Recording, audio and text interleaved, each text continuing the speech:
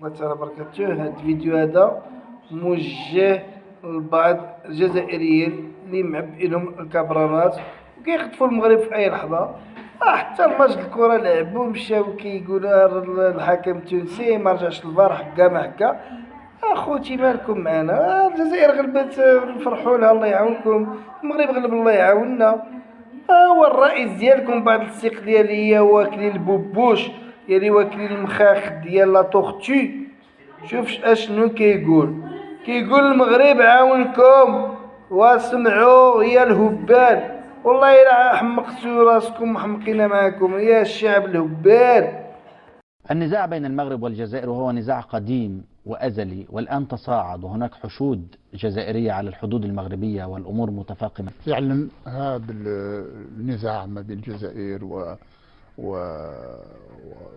ومراكش يعني نعتبرها جاهلية بكل صراحة، وهذا معروف. أنا موقفي معروف، يعني رافض هذا الوضع ونعتبره بأن هذا عنوان نتاع الانحطاط ونتاع هذاك الذي وقع ما بيناتنا وبين الإخوان في مراكش. أنا أسعى باستمرار على أن نطوي هذه الصفحة، ما أدخلش في التفاصيل إلى آخره، وباستمرار هذا هو كلامي مع الإخوان في حتى لو ضحت الجزائر لصالح المغرب.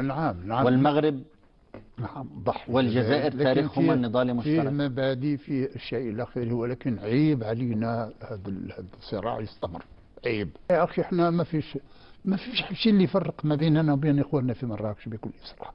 ثم وقت الثورة الإخوان المراكشيين والله كانوا في جنبنا يعني، وعملوا المستحيل يعني في والملك محمد الخامس لا ننسوا أبدا، ما فيش جزائري لا ينسى يعني يده البيض علينا.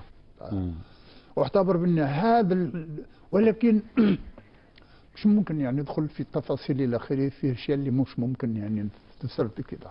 المهم أنا موقفي أعتبر بأن هذا عيب علينا، يعني الحدود عيب علينا. نتمنى أن تجد كلماتك صدى لدى الحكام في الجزائر الآن.